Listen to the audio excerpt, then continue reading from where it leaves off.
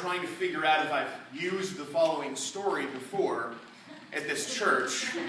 It's one of my greatest hits, so if I happen to have told it to you before, indulge me. When my father was in his late teens, he did a lot of work with the Roman Catholic social justice movement around Washington, D.C., and being that he was in his late teens and doing a lot of hanging out with priests and other type church people, monks, etc., he had a confident sense of his knowledge about Roman Catholic doctrine and theology. And during this same time, my grandmother, who had married into a Roman Catholic Italian family, having previously been a good Baptist girl by way of the Ozark Mountains. My grandmother, my Nana, was teaching Sunday school at the same church where my father was kind of interning and hanging around. And one day, my dad and one of the priests were kind of hanging out in the back of the Sunday school room, and my Nana was teaching Sunday school.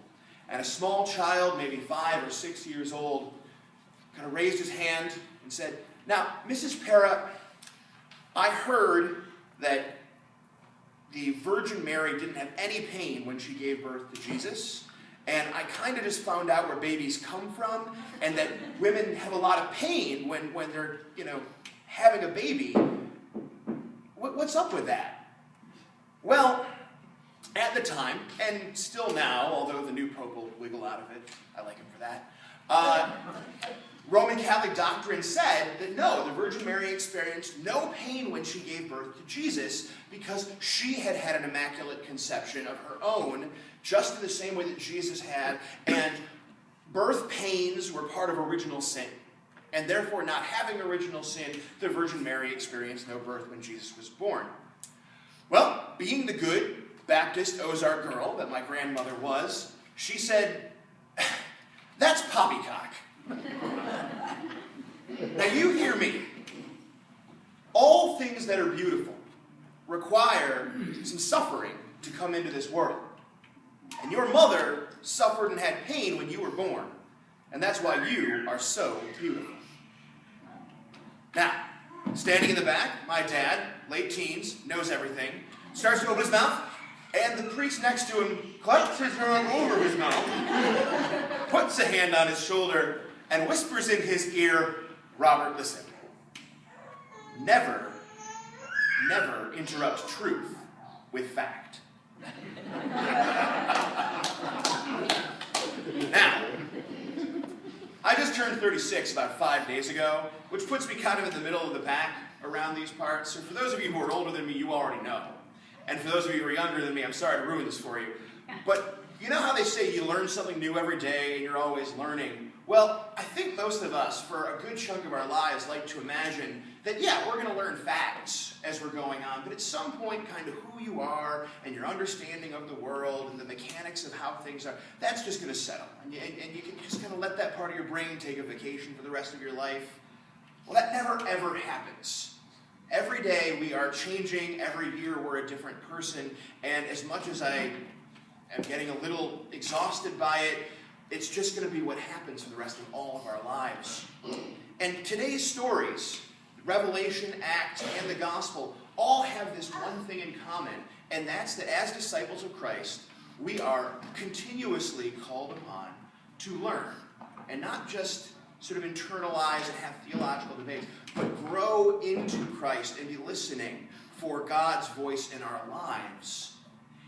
And there is one indisputable fact about learning, and that's that you cannot learn anything that you already know. Allow me to illustrate. Someone tell me how many commandments there are. 10? 10, right? We know this, right? 10 tablets that came down from the mountain with Moses in the book of Exodus. 10 commandments. If we include like Leviticus and Proverbs and all that, there's like 600 odd some of them. But for general purposes, 10 commandments. Now, in today's gospel, what did Jesus say to the apostles? All right, a new commandment I leave with you to love one another. Absolutely. Now, we're Christians. We're not Jews. I mean, Some of us might have originally been Jews, and they're wonderfully welcome if they're here. But generally speaking, we follow Christ. And yet, it's been 2,000 years since he said, I leave you with a new commandment, and we don't say there's 11 commandments, there's the 10 that Moses got, and then there's the one that the new Moses left behind. We just say there's 10. You can't learn something if you already know it. And we all know there's 10 commandments. So, I'm going to talk a little bit about how these three passages that we explore are about learning things you don't already know, learning things that you might not be able to hear because you already know. So in Acts, Peter sees this really weird vision.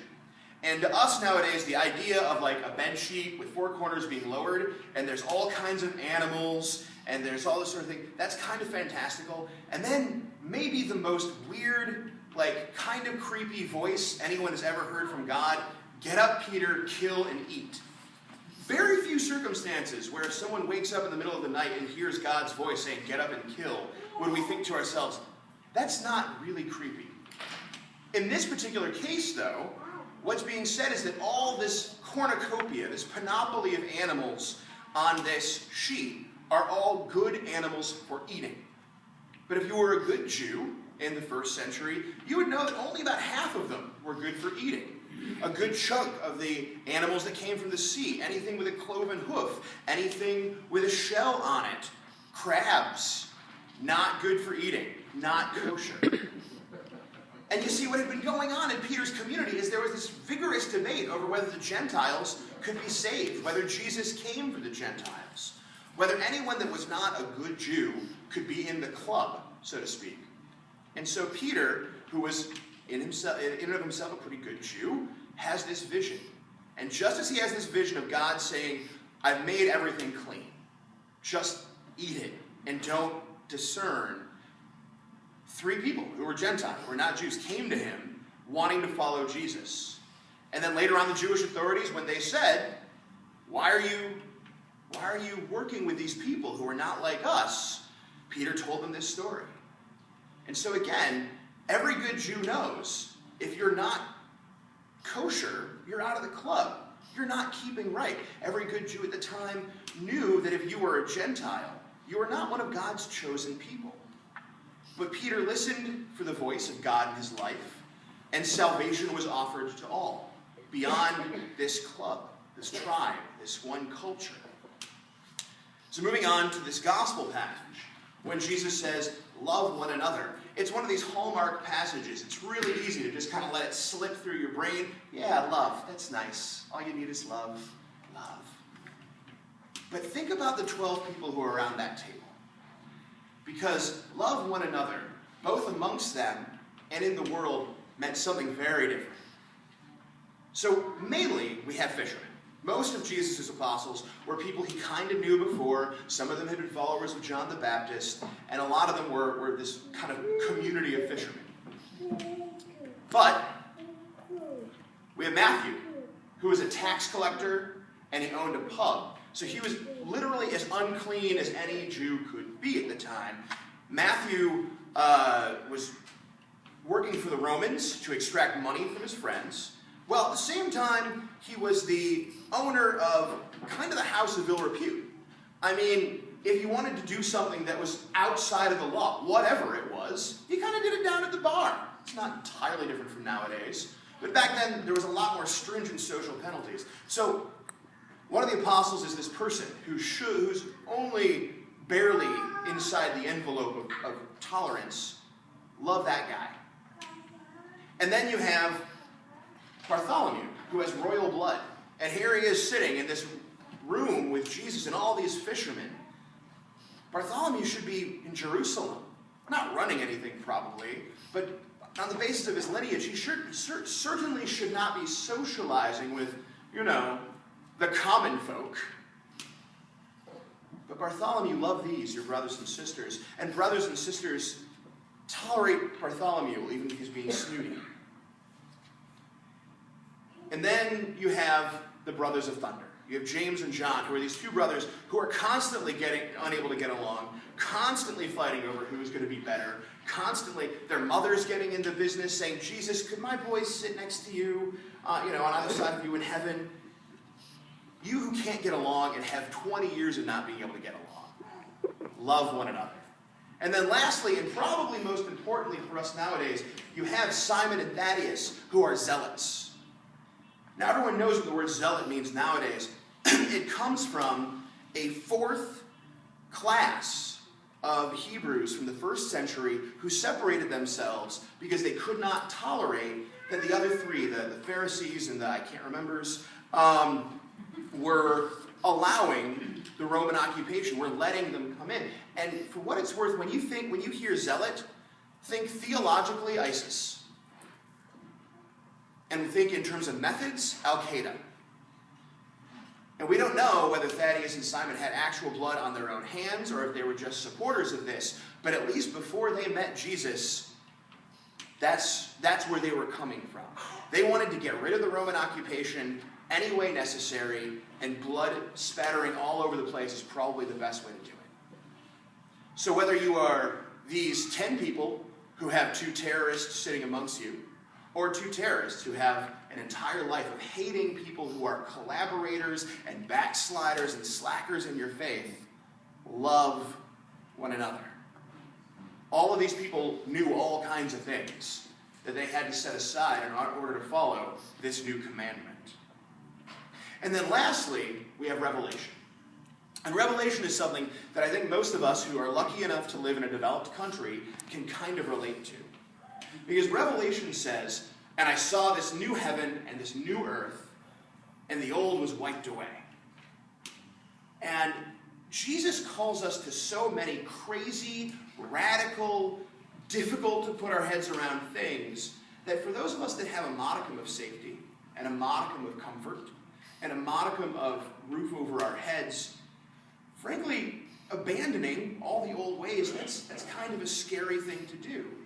And a lot of us have taken some comfort in the idea that, you know what, some things are just the way they are in the world. But God says, we're going to make a new world. There's going to be no crying. There's going to be unity. There's going to be love. And guess what? You get to help. It's shake and bake, and you help. I know how old you are because you laughed at that joke.